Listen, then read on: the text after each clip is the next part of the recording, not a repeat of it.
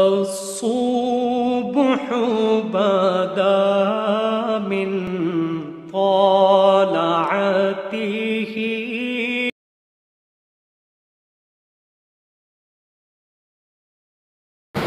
دوسرے پارے میں 7واں رکوع اور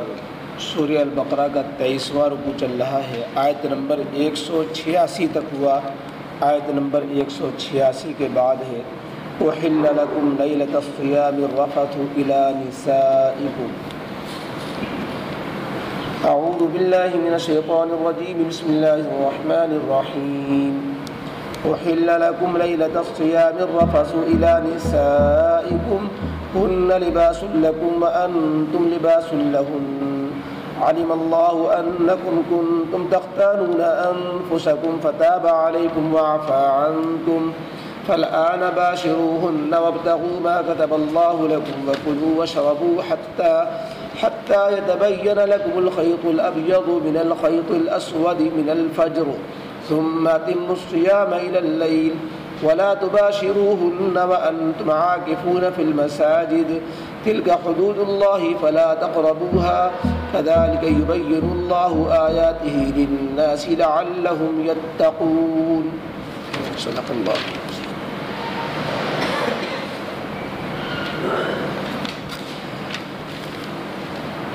شروع رکوع سے روزے کی فرضیت، رمضان کی فضیلت اور روزے کے سلسلے میں شروع میں جو سہولت تھی اور رمضان کی جو برکات تھی، قرآن کریم کا نزول تھا، ان کا ذکر تھا۔ مریضوں مسافروں کے لیے روزہ رمضان کے دنوں میں نہ رکھ کر باقی دنوں میں اس کی قضا کرنے کا بھی حکم آیا۔ اس کے بعد کی آیت میں دعا کا بھی ذکر تھا کہ بندے دعا مجھ سے مانگیں، دعائیں ہمیشہ قبول ہوتی ہیں، رمضان کے ساتھ خاص نہیں ہے، اگرچہ رمضان کی برکات مزید ہیں۔ اب پھر جو رمضان کے تعلق سے جو احکام چل رہے تھے روزے کے بارے میں، اس آیت کے اندر روزے سے متعلق مزید احکام کو بیان کیا گیا ہے۔ جس طریقے سے اوپر کی آیتوں میں یہ تھا کہ طاقت والا آدمی ہے جو صلاحیت رکھتا ہے روزہ رکھنے کی، شروع میں اس کو اجازت تھی کہ وہ روزہ نہ رکھے اور فدیہ دے دے۔ اس سہولت کو اوپر کی آیتوں میں ختم کر دیا گیا، بتایا کہ فمن شہید منکم الشہر فلیصم، کہ اب جو شخص روزہ رکھنے کی صلاحیت رکھتا ہے اور رمضان کا مہینہ اسے میسر ہو رہا ہے تو اسے روزہ ہی رکھنا ہے۔ اب اس کے لیے سہولت سے فائدہ اٹھانے ختم کیا جاتا ہے، یہ سہولت ان کے لیے نہیں رہی، ان لوگوں کے لیے البتہ رہی جو روزہ رکھنے کی صلاحیت بالکل نہیں رکھتے، آئندہ ان کو صلاحیت کی امید بھی نہیں ہے، جیسے بالکل بوڑھا آدمی یا ایسا مریض جس کو شفا ہونے کی امید نہیں، اس کے لیے فدیہ کی اجازت باقی رہی، اور باقی مرض اور سفر کے دوران ابھی نہ رکھ کر کے بعد میں قضا کرنے کا حکم رہا۔ تو جس طریقے سے ایک سہولت کو ختم کیا گیا، ایسے ہی ایک تنگی بھی تھی شروع میں،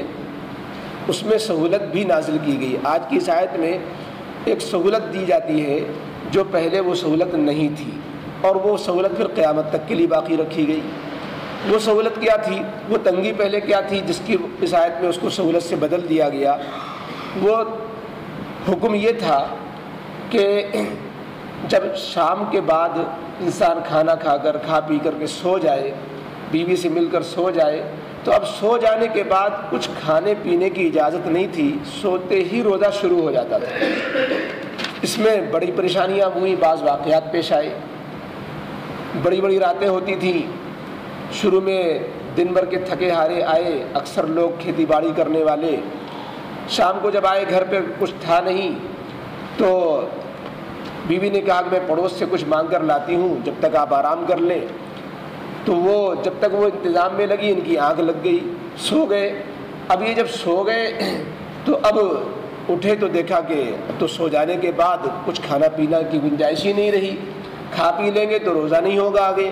تو اس لیے انہوں نے بغیر کھائے پیے، ایک تو دن بھر کے بھوکے تھے،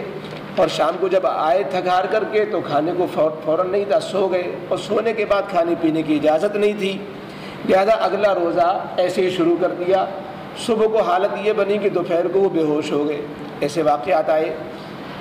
قیس ابن سرمہ ایک صحابی ہے، ان کے ساتھ یہ واقعہ پیش آیا۔ اسی طریقے سے اور بھی واقعات پیش آئے کہ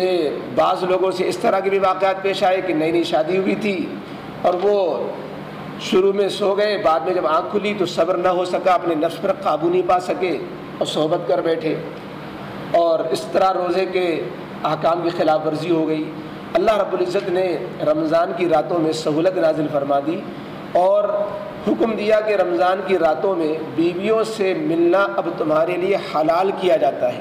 یہ لفظ کہ حلال کیا جاتا ہے بتا رہا ہے کہ پہلے حلال نہیں تھا۔ اب کب حرام تھا اور کس نے حرام کیا تھا، قرآن میں اس کا کہیں ذکر نہیں ہے، اور اس بات کا بھی کہیں ذکر نہیں ہے کہ سونے سے کے بعد پھر کھانے کی اجازت نہیں تھی، بیوی سے ملنے کی اجازت نہیں تھی۔ حدیث میں یہ حکم تھا اور حدیث کے اس حکم کو آیت کے ذریعے سے منسوخ کیا گیا۔ معلوم یہ ہوا کہ بہت سے احکام احادیث سے ثابت ہوتے ہیں، بہت سے احکام قرآن سے ثابت ہوتے ہیں۔ تو اور ایسا بھی ہوتا ہے کہ حدیث کے حکم کو قرآن کے ذریعے منسوخ کیا جاتا ہے اور بعض دفعہ قرآن کے ذریعے قرآن کی آیت کو منسوخ کیا جاتا ہے۔ اوپر ایک آیت گزر چکی ہے وصیت سے متعلق کہ والدین کے لیے وصیت کرنا فرض قرار دیا گیا تھا، اس کو جو ہے سورہ نساء کی آیت نمبر 11 سے 14 تک نے اس کو منسوخ کر دیا جبکہ وہ حصے متعین ہو گئے۔ تو قرآن کی آیت کا ایک حکم دوسری آیت کے ذریعے بھی منسوخ ہوتا ہے، بعض دفعہ حدیث میں آیا ہوا حکم قرآن کی آیت کے ذریعے منسوخ ہوتا ہے، اور کبھی اس کے بھی الٹا ہوتا ہے کہ قرآن کی آیت میں آیا ہوا حکم نبی کریم علیہ الصلوۃ والسلام بیان فرماتے ہیں کہ وہ اس کے ذریعے منسوخ ہو گیا۔ تو قرآن کی آیت کا حکم بعض دفعہ حدیث کے ذریعے منسوخ ہوتا ہے۔ اس کی کچھ تفصیل پہلے پارے میں ما ننسخ من آیۃ او ننسها ناتی بخیر منها او مثلها کے تحت میں گزر چکی ہے۔ یہاں صرف اشارہ یہ کرنا ہے کہ یہ حکم جس کو یہاں پر حرام سے حلال کیا جا رہا ہے وہ حرام ہونے کا حکم قرآن میں مذکور نہیں ہے، حدیث میں مذکور ہے۔ بخاری شریف میں حضرت براء ابن عازب رضی اللہ تعالیٰ عنہ سے روایت ہے کہ ابتدائی اسلام میں جب روزے فرض ہوئے تو سو جانے کے بعد کسی چیز کے کھانے پینے کی اجازت نہیں تھی۔ اس سے ثابت ہوتا تھا کہ وہ حدیث کے روح سے منع تھا۔ بعد میں اللہ تعالیٰ نے بندوں کے حال پر رحم فرمایا کہ اب اگر یہ حکم باقی رکھا جاتا تو سب کے لیے یہ پریشانیاں باقی رہتی ہیں، اور ایسے واقعات جو قوی الایمانوں کے لیے سامنے آئے تو ضعیف ایمان والوں کے لیے بہت کثرت سے پیش آتے۔ تو اللہ تعالیٰ نے فرمایا اب رات بھر تمہارے لیے، رمضان کی راتیں تمہارے لیے حلال ہیں، تمہارے لیے جو جو چیزیں غیر روزے کی حالت میں حلال ہوتی ہیں وہ سب رات میں حلال ہے تمہارے لیے، کھاؤ بھی پیو بھی، اپنی بیویوں سے صحبت بھی کر سکتے ہو۔ اب اس میں تمہارے لیے کوئی رکاوٹ باقی نہیں رہی۔ اللہ تعالیٰ تو جانتے تھے کہ تم اپنے آپ میں خیانت کر گزرو گے اور خیانت کا تم سے ارتکاب ہو جائے گا، اس قانون کو نبھا نہ پاؤ گے، تو اللہ تعالیٰ نے تمہاری رعایت فرمائی، عنایت فرمائی۔ جو گناہ ہوا چلو ہم اعلان بھی کرتے ہیں کہ معاف ہوا۔ یہ اللہ تعالیٰ اپنے صحابہ کی، نبی کریم علیہ السلام کے صحابہ کی کتنی تسلی فرما رہے ہیں، کیا مقام ہے صحابہ کا کہ اللہ تعالیٰ جان رہے ہیں کہ صحابہ کتنے کڑ رہے ہوں گے اس گناہ کر لینے کے بعد کہ اللہ رب العزت نے جو ہے حکم بھی ختم فرما دیا ان کی رعایت سے، اور ان کے طفیل میں قیامت تک کی ساری امت کو اس کا نفع ملا۔ صحابہ کی خاطر حکم بھی ختم فرما دیا، اور جو غلطی ہو گئی اس حکم کی خلاف ورزی کی اس کی معافی کا بھی اعلان کر دیا، اور صاف لفظوں میں کہہ دیا فتاب علیکم وعفا عنکم، تم سب کو معاف بھی کیا گیا، تم پر اللہ کی عنایت بھی ہوئی، وہ حکم ہی چلو ہم ہٹا دیتے ہیں تمہارے لیے پریشانی ہی نہ رہے۔ یہ ہوا، اور اللہ تعالیٰ نے پھر میاں بیوی کے رشتے کے لیے ایک جو ہے دونوں کے تعلق کو اس طرح ظاہر کیا، ہن لباس لکم وانتم لباس لہن، کہ میاں بیوی کا جو رشتہ ہوتا ہے وہ ایسا ہوتا ہے کہ دونوں ایک دوسرے کے لیے لباس ہوتے ہیں۔ بیوی شوہر کے لیے لباس کے مانند ہے اور شوہر بیوی کے لیے لباس کے مانند ہے، دونوں ایک دوسرے کے لیے لباس کا درجہ رکھتے ہیں۔ لوگوں نے میاں بیوی کے رشتوں کو مختلف ڈائلاگوں سے تعبیر کیا ہے کہ دونوں زندگی کے دو پہیے ہیں اور دونوں یہ ہیں مختلف، لیکن قرآن نے دونوں کے رشتوں کے لیے جو تعبیر اختیار کی ہے بڑی معنی خیز ہے کہ دونوں ایک دوسرے کے لیے لباس ہے۔ اب دیکھیے لباس ایک ضرورت کی چیز ہے، لہذا میاں بیوی دونوں ایک دوسرے کی ضرورت ہے۔ لباس زینت کی چیز ہے، میاں بیوی دونوں ایک دوسرے کے لیے زینت ہے۔ لباس گرمی اور سردی سے بچاؤ اور حفاظت بھی کرتا ہے، گرمی والے کپڑے گرمی کے سے سردی، اسی طریقے سے دونوں ایک دوسرے کے لیے حفاظت بھی ہے، نفس کی بھی حفاظت ہے اور ایک دوسرے کے لیے دوسرے اور برائیوں سے بھی حفاظت ہے۔ اور لباس جو ہے، لباس انسان کے لیے مختلف موقعوں کے لیے لباس انسان کی بدن سے ملا رہتا ہے، مختلف موقعوں پہ، مختلف نہیں بلکہ لباس کی شان ہی یہ ہے کہ انسان کے جسم سے ملا رہتا ہے، متصل رہتا ہے۔ تو اس لیے میاں بیوی کا رشتہ اتنا قریب ہے کہ دونوں ایک دوسرے سے میں کوئی جو ہے بھید بھاؤ نہیں ہے، کوئی بیچ میں حد فاصل نہیں ہے۔ اور ایک تعبیر اندر کی یہ کہ جس طریقے سے کہ لباس چھپا رہتا ہے، ایک دوسرے کو چھپائے رہتا ہے، تو میاں بیوی خود ایک دوسرے کے لیے لباس ہے، اگر تنہائی میں کوئی کپڑا بھی نہ ہو خود ہی ایک دوسرے کے لیے لباس ہے۔ اور ایک تعبیر اس کا ایک مطلب یہ کہ ایک لباس کی بات یہ ہوتی ہے کہ وہ عیب کو ظاہر نہیں ہونے دیتا، اندر کا عیب چھپائے رہتا ہے۔ ایسی حکم یہ ہے کہ میاں بیوی ایک دوسرے کی باتوں کو، جو لباس کے اندر کی باتیں ہیں، وہ دوستوں کو، سہیلیوں کو اس کو ظاہر نہ کریں، لباس کی بات لباس کے اندر رہنے دیں۔ تو اس طریقے سے قرآن نے کئی چیزوں کی طرف یہ کہہ کر کے اشارہ کر دیا کہ میاں بیوی دونوں ایک دوسرے کے لیے لباس کے مانند ہیں، کہ دونوں کو ایک دوسرے سے زینت حاصل ہوتی ہے۔ شوہر بیوی کے لیے زینت ہے، بیوی شوہر کے لیے زینت ہے، شوہر بیوی کے لیے ضرورت ہے، بیوی شوہر کے لیے ضرورت ہے، دونوں ایک دوسرے کے لیے پردہ ہیں، دونوں ایک دوسرے کے عیبوں کو چھپانے والے ہیں۔ تو یہ تعبیر اس کی اختیار فرمائی۔ اور اللہ تعالیٰ نے آگے بتایا کہ اب جب کہ حکم تمہارے لیے ختم ہو گیا تو جیسے صحبت حلال ہو گئی ایسے تمہارے لیے کھانا پینا بھی حلال ہو گیا، اور اب تمہارے لیے قانون یہ ہے کہ جب تک صبح کی سفیدی کا یقین نہ ہو جائے اس وقت تک تم کھا پی سکتے ہو، جب رات کی سیاہی جب ختم ہو کر کے صبح کی سفیدی کے ہونے کا یقین نہ ہو جائے اس وقت تک تم کھا سکتے ہو، حتیٰ یتبین لکم الخیط الابیض من الخیط الاسود۔ اگر لفظی ترجمہ کریں تو مطلب ہوتا ہے کہ سفید دھاری کالی دھاری سے جدا ہو کر ممتاز نہ ہو جائے جب تک کھا سکتے ہو۔ عجیب واقعات اس طرح کے بھی پیش آئے کہ بعض نے لفظ کے قرآن کے اس لفظ کو لفظی معنی میں رکھتے ہوئے اور تعبیر کو کہ کس معنی کے لیے یہ الفاظ آئے ہیں اس کی طرف دھیان نہیں گیا کہ مراد کیا ہے۔ ایک دھاگا سفید رکھا اور ایک دھاگا کالا رکھا اور تکیے کے نیچے رکھ کے سو گئے اور دیکھتے رہے کہ سفید دھاگا اور کالا دھاگا دونوں پہچان میں آ رہا ہے نہیں آ رہا ہے۔ اگر سفید دھاگا پہچان میں جب تک نہیں آتا رہا، کالا دھاگا پہچان میں جب تک نہیں آتا رہا، جب تک جو ہے سمجھے کہ کھانا پینے کا وقت باقی رہا، تو نبی کریم علیہ الصلوۃ والسلام کو جب یہ بات معلوم ہوئی تو فرمایا تمہارے تکیے میں تو بڑی گنجائش ہے، صبح صادق بھی سما گئی، صبح کاذب بھی سما گئی، اس لیے کہ اشارہ ہے کالے دھاگے سے صبح کاذب جو صبح صادق سے 1 گھنٹہ پہلے تقریباً ہوتی ہے، یعنی سحری کا ختم ہونے سے 1 گھنٹہ پہلے جو لمبی لمبی سی صبح ایک ستون کی طرح نمودار ہوتی ہے، لگتا ہے کہ صبح بالکل ہونے والی ہے لیکن پھر وہ چھٹ جاتی ہے اور پھر رات تاریکی کی تاریکی ہی نظر آتی ہے۔ اور جو صبح صادق ہوتی ہے اس کی جو صبح ہوتی ہے وہ سب طرف پھیلی بھی ہوتی ہے اور وہ بڑھتی چلی جاتی ہے، جبکہ صبح کاذب چند منٹ کے لیے ہوتی ہے اور پھر ختم ہو کر کے جیسے پہلے کالی رات تھی ویسی رات سیاہ نظر آنے لگتی ہے۔ تو یہ کہا جا رہا ہے کہ صبح کاذب تک تمہیں سحری نہیں کرنا ہے، صبح صادق تک تمہارے لیے سحری کی اجازت ہے۔ اور پھر سحری میں افضل یہ قرار دے دیا گیا کہ تم آخری حصے میں سحری کرو، رات کے 3 حصوں میں سے آخری حصے میں، اور اس وقت تک سحری کا ٹائم بتایا گیا جب تک کہ صبح صادق صحیح طریقے سے واضح نہ ہو جائے۔ یتبین کا لفظ آتا ہے یقین سے صبح کا معلوم ہو جانا، صبح کا یقین ہو جانا۔ اب اگر کوئی شخص اس سے یہ پتہ چلا کہ خامخواہ وہم میں بھی مبتلا نہیں ہونا چاہیے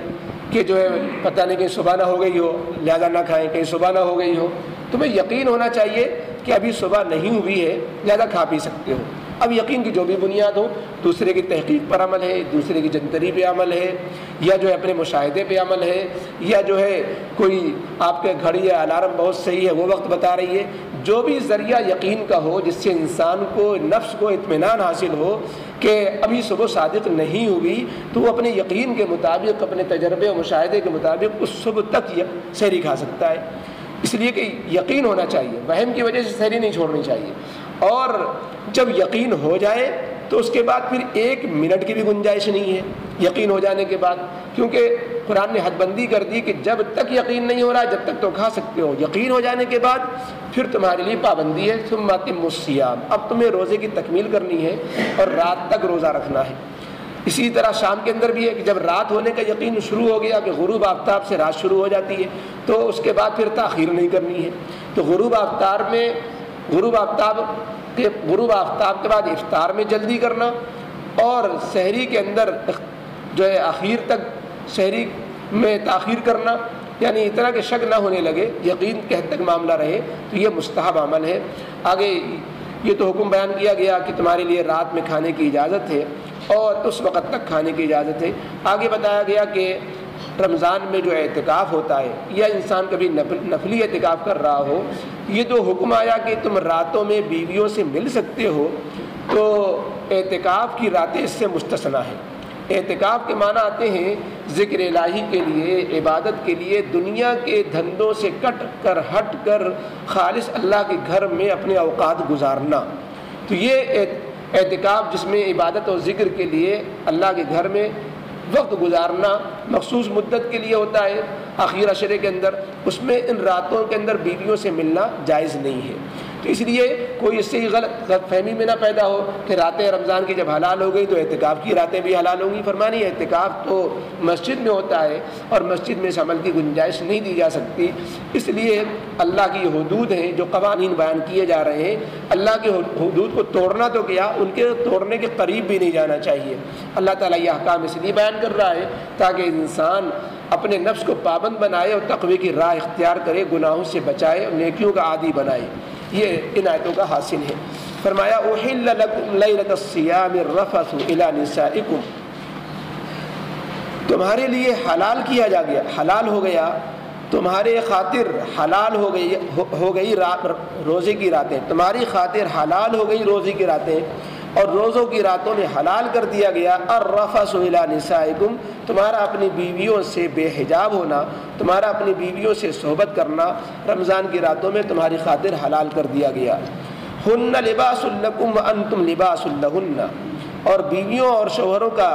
آپس کا تعلق تو ایسا ہے کہ وہ بیویاں لباس لکم، تم شوہروں کے لیے لباس کی مانند ہیں، وانتم لباس لہن، اور تم شوہر ان بیویوں کے لیے لباس کے مانند ہو۔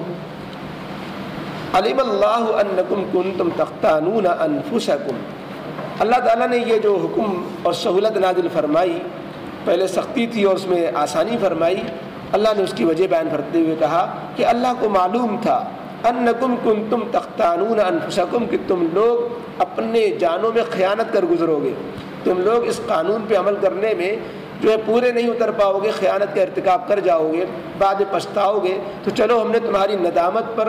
ہم نے تم پر عنایت فرمائی۔ فتاب علیکم، جب ندامت ہوتی ہے تو اللہ کی طرف سے عنایت ہوتی ہے، فتاب علیکم، اللہ نے تم پر عنایت فرمائی، وعفا عنکم، اور جو ہوا تم سے درگزر ہوا، درگزر کیا جاتا ہے۔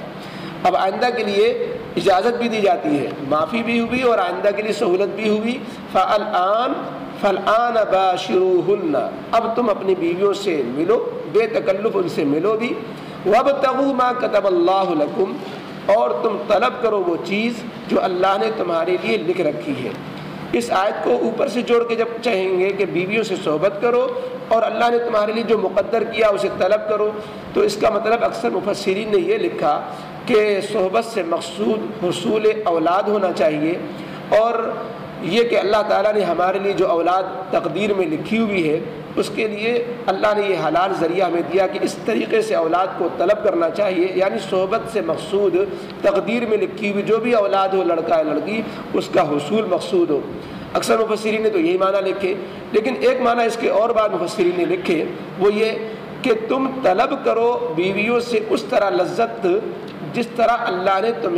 تمہارے لیے لکھا ہوا ہے، یعنی اللہ نے تمہیں جس طرح اجازت دی ہے اس طرح بیویوں سے لذت اٹھاؤ، بیویاں تم سے لذت اٹھائیں، اس میں بھی خیانت کا ارتکاب نہیں ہونا چاہیے، یعنی غیر فطری طریقہ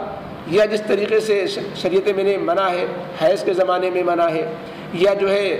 جو ہے شرمگاہ آگے کی شرمگاہ کے علاوہ پیچھے کی شرمگاہ میں منع. اسی طریقے سے تو جو اور خلاف ورزیاں ہیں وہ نہ کرو. اللہ نے تمہارے لیے جائز طریقہ لکھا ہے اس طریقے کو اپناؤ. یہ بھی ایک معنی اس آیت کے ہیں کہ تم بیویوں سے ملو اور اس طریقے کو اپناؤ ما کتب اللہ لکم، جو اللہ نے تمہارے لیے جائز طریقہ لکھا ہوا ہے.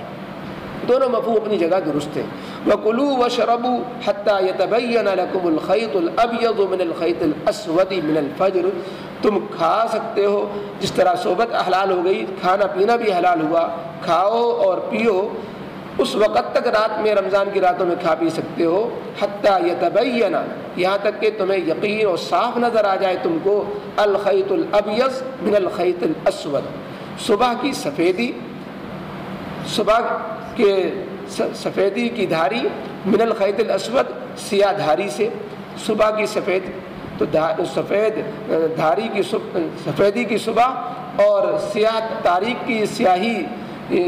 ممتاز ہو جائے. من الفجر یعنی صبح صادق ہو جائے. آتا ہے روایتوں کہ من الفجر کا لفظ پہلے نہیں تھا، اللہ رب العزت نے بعد میں اس آیت کی تشریح کے طور پر جو ہے نازل کیا، جبریل علیہ السلام لے کر آئے کہ من الفجر یعنی صبح صادق تک تم جو ہے کھا پی سکتے ہو. ثم اتموا الصیام الی اللیل، پھر تم روزوں کو پورا کرو رات تک، غروب آفتاب تک. اور آگے حکم اعتکاف کی حالت میں صحبت کی ممانعت کا، ولا تباشروہن وانتم عاکفون، اور تم مت ملنا بیویوں سے اس حال میں کہ تم اعتکاف میں بیٹھے ہوئے ہو. فی المساجد، مسجدوں میں ہو. اعتکاف مسجدوں میں ہی ہوتا ہے. تلک حدود اللہ، یہ اللہ کی باندھی ہوئی حدیں ہیں، اللہ کے بیان کیے ہوئے قوانین ہیں. فلا تقربوها، لہذا اس کو توڑنا تو کیا، اس کے توڑنے، اس کی خلاف ورزی کے قریب بھی مت جانا. کذالک یبین اللہ آیاتہ، اللہ یوں ہی اپنی آیتیں اور احکام واضح کر کے بیان کرتا ہے للناس، لوگوں کے سامنے. لعلہم یتقون، تاکہ وہ اس پر عمل کریں اور گناہوں سے بچ سکیں. اللهم صل على سيدنا مولانا وحبيبنا وشفيعنا محمد وعلى آل سيدنا محمد وآله وصحبه وبارك وسلم. ربنا ظلمنا أنفسنا وإن لم تغفر لنا وترحمنا لنكونن من الخاسرين. ربنا لا تزغ قلوبنا بعد إذ هديتنا وهب لنا من لدنك رحمة إنك أنت الوهاب. ربنا هب لنا من أزواجنا وذرياتنا قرة أعين واجعلنا للمتقين إماما. اللهم إنا نسألك العفو والعافية في ديننا ودنيانا وأهلنا وأموالنا. اللهم زدنا ولا تنقصنا وأكرمنا ولا تهنا وأعطنا ولا تحرمنا وآثرنا ولا تؤثر علينا وأرضنا وارض عنا. اللهم لا تسلط علينا من لا يرحمنا. اللهم اهدنا واهد بنا واجعلنا سببا لمن اهتدى. اللهم افتح مسامع قلوبنا لذكرك وطهر قلوبنا عن غيرك ونور قلوبنا بنور معرفتك وأصلح لنا شأننا كله ولا تكلنا إلى أنفسنا طرفة عين. وصلى الله تعالى على خير خلقه محمد وآله وصحبه أجمعين برحمتك يا